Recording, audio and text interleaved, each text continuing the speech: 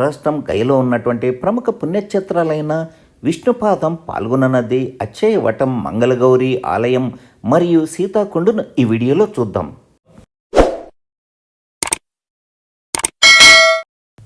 బీహార్ రాష్ట్ర రాజధాని పాట్నాకు 100 కిలోమీటర్ల దూరంలో శ్రీ విష్ణుపాద ఆలయం ఉంటుంది. ప్రస్తుతమున్న ఆలయాన్ని 1787లో పాల్గొన నది ఒడ్డున ఇండోర్ పాలకురాలైనటువంటి దేవి అహల్యాబాయి హోల్కర్ పునర్నిర్మించారని చెబుతారు. ఈ ఆలయ ప్రాంతాన్ని రాముడు సీతతో కలిసి సందర్శించారని చెబుతారు. ఈ ఆలయ ప్రాముఖ్యత గురించి 2 పురాణ కథలు ప్రాచుర్యంలో ఉన్నాయి. ఒక పురాణ కథ ప్రకారంగా గయాసురుడనే రాక్షసుడు తీవ్ర తపస్సు చేసి తనను చూసే ఎవరైనా మోక్షం పొందాలని వరం కోరారని, అనైతిక వ్యక్తులు మోక్షం పొందకుండా నిరోధించడానికి విష్ణు భక్తుడైనటువంటి గయాసురుడి రాక్షసుడి తలపై పాదాన్ని ఉంచి భూమి కిందికు నెట్టేసిన తర్వాత విష్ణు పాదముద్ర నేటికి మనం చూసే ఉపరితలం పైన ఉంటుంది.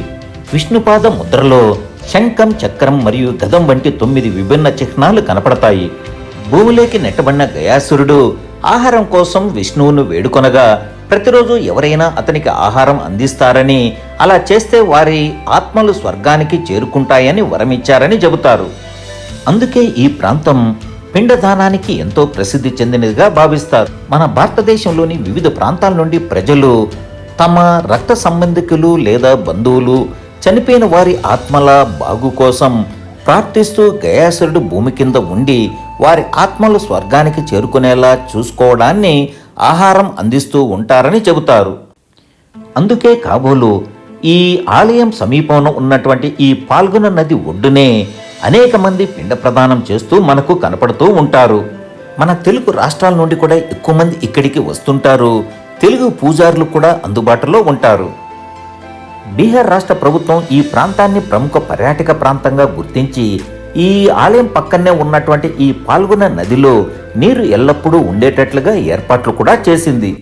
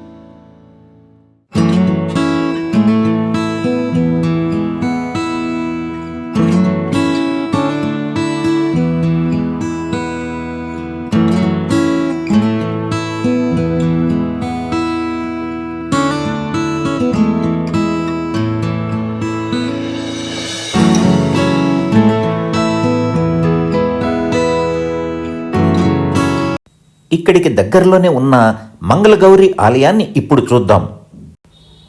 గయా బస్టాండు లేదా రైల్వే స్టేషన్ నుండి 4 కిలోమీటర్ల దూరంలోనే ప్రసిద్ధి చెందిన మంగళగౌరి ఆలయం ఉంటుంది. 15వ శతాబ్దంలో నిర్మించిన శ్రీ ఆదిశక్తి దేవి పురాతన దేవాలయాల్లో ఇది ఒకటిగా భావిస్తారు.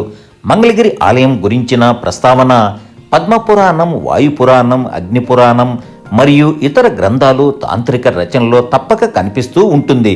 మంగళగౌరిని ఉపకార దేవతగా పూజిస్తారు. ఈ ఆలయం ఉపశక్తి పీఠాన్ని కలిగి ఉంటుంది.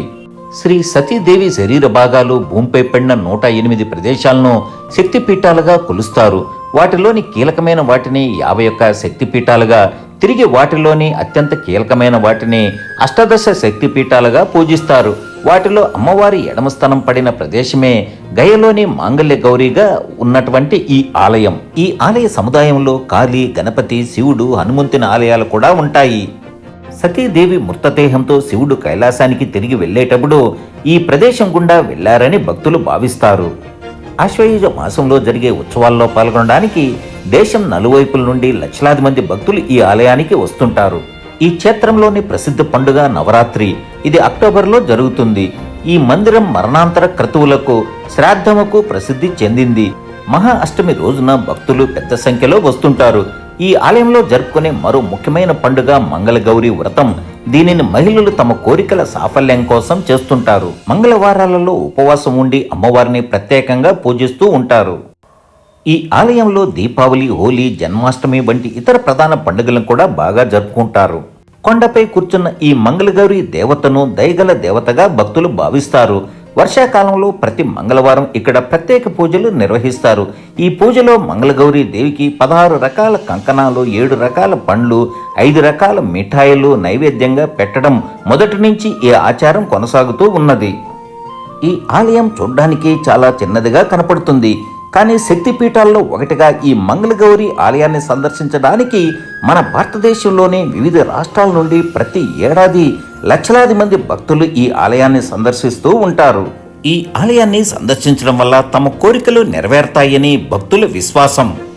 అమ్మవారిని సందర్శించాక ఆలయం చుట్టూ ప్రదర్శన చేయాలన్న నియమం ఉన్నది.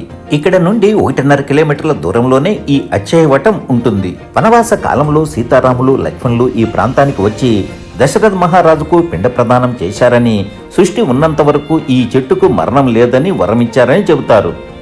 అందుకే ఈ ప్రాంతంలో కూడా పిండ ప్రదానానికి అత్యంత ప్రాధాన్యత భక్తులు ఇస్తారు. అక్షయవటం నుండి 2.5 కిలోమీటర్ల దూరంలోనే ఈ పాల్గొనే నది ఒడ్డున సీతాకొండు ఉంటుంది. గయ క్షేత్రంలో ప్రధానంగా విష్ణుపాదం, పాల్గొన నది, అక్షయవటం దగ్గర పిండ ప్రదానం చేస్తుంటారు. పాల్గొన నది ఒడ్డున సీతాకొండు, సీతాదేవి ఆలయం ఇదే. ఈ ఆలయం లోపల మొదటగా దర్శనమిచ్చేది దశరథ మహారాజు ఆలయం ఇదే.